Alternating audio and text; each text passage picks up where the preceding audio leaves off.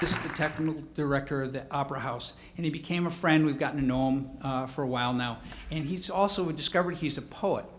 And he had a book signing and a book reading at Owl and Turtle, I don't know, last winter or summer before, sometime a while back. And my wife and I said, oh, we know, Dave, we should go to the signing. We hate poetry, but we'll go and see him and you know, say, hi, Dave, great to see you, and we'll sneak out as fast as we can. And we had the best time. I was absolutely blown away because he does poetry in a way that you haven't heard before. He's a storyteller, and there's nothing like it. So he's had 8 books out. We've gone to his last signings at Owl and Turtle, and I said, I want you to be on the stage. I want you to be a part of this tonight because I want it to be more than just, you know, music and say hello. And so I talked him into coming up on stage and introducing the artist, and he's going to read some quick poems, and you'll understand that we have a poetry master right here in our midst. So without any, and I'll see you at the end of the show, but thanks for coming, and let me introduce Dave Morrison. Hey there, good to see you. I thought I'd read this. It's about someone who plays in bars, coming home late at night. It's called Never Enough. Forehead against the window, the van rolls through the darkness. You drink too much at gigs, and so you're rarely behind the wheel. The radio plays softly, the whiff of beer and gasoline, home to get 4 hours of sleep. You're not sure what to feel. You played a club in Beverly called Grover's by the train tracks, a headline on a Thursday, a surprisingly good crowd. A chance to win them over, a chance to get it right this time, a chance to keep your balance and not play too fast, too loud, but you let friends buy you whiskeys, and everyone knows your brand by now. Instead of getting ready, you were hanging at the bar. Someone had to come find you.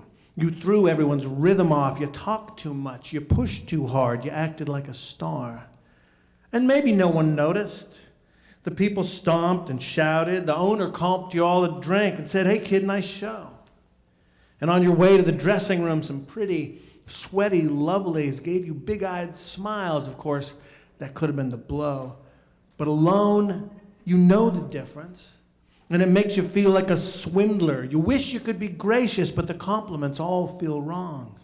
Because you've heard the songs in your head sound like a symphony on a battleground, like a shiny new machine, like a prayer or a gong. You know the music's potential. It's worked its alchemy on you. You feel it like a red-hot coal that's lodged inside your chest, and once you've felt it burn you, and once you've prayed for that torment, that mix of love and sadness will never let you rest.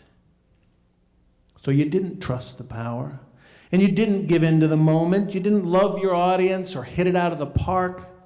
You didn't join your heroes or rise to meet the challenge. You didn't stay loose and funky. You didn't fan the spark. You didn't make them love you. You didn't make them love you. You didn't make them love you. Now you're riding home in the dark. This is just a family story. This is called The Hired Man and the Dog. When I was young, my father told me this story about the hired man and the dog. The hired man was apparently a good worker, as my rigid Methodist grandparents kept him on despite his drinking.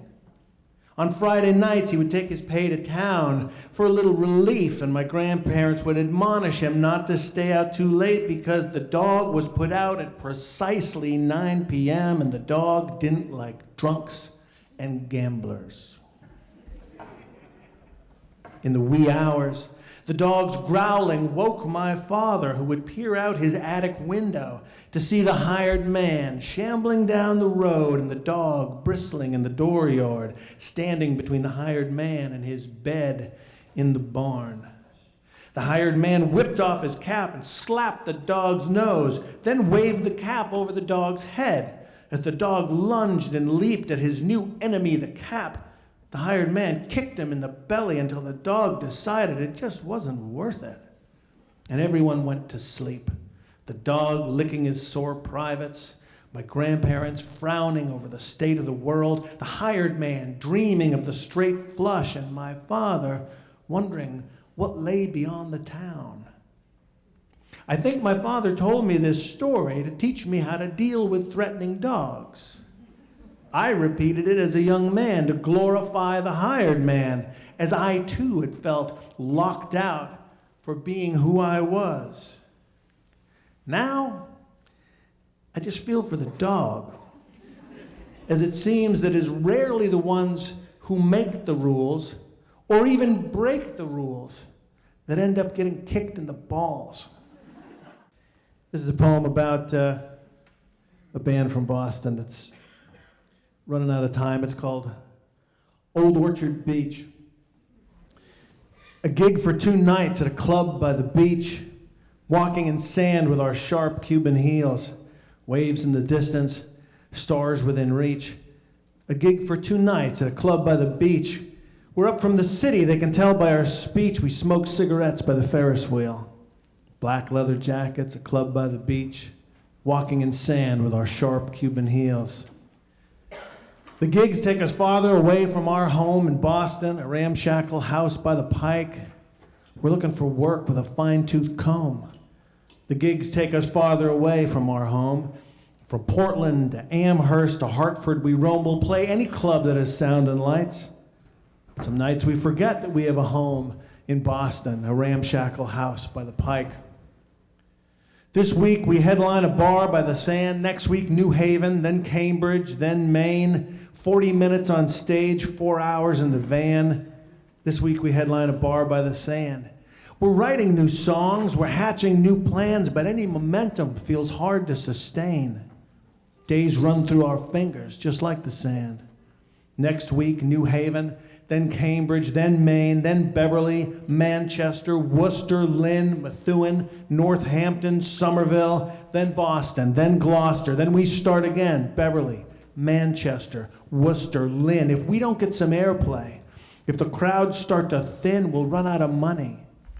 We'll run out of will. Beverly, Manchester, Worcester, Lynn, Methuen, Northampton, Somerville. I'd like to read a Maine poem as just a welcoming gesture to some of our friends here who may not be from Maine, but they're with us now. This is called Poetry Rocks.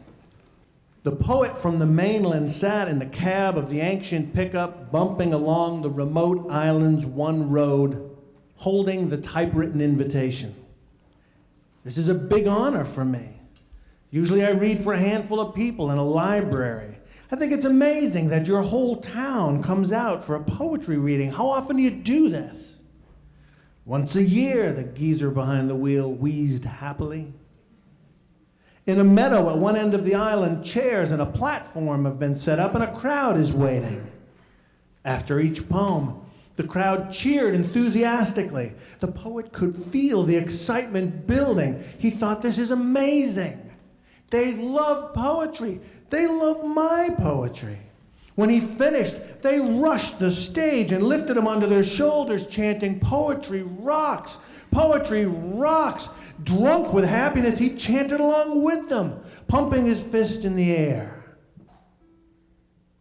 They carried him to a cliff overlooking a striking and rugged stone formation hundreds of feet below, known to the locals as Poetry Rocks. Months later, the ancient postmistress sat at her typewriter.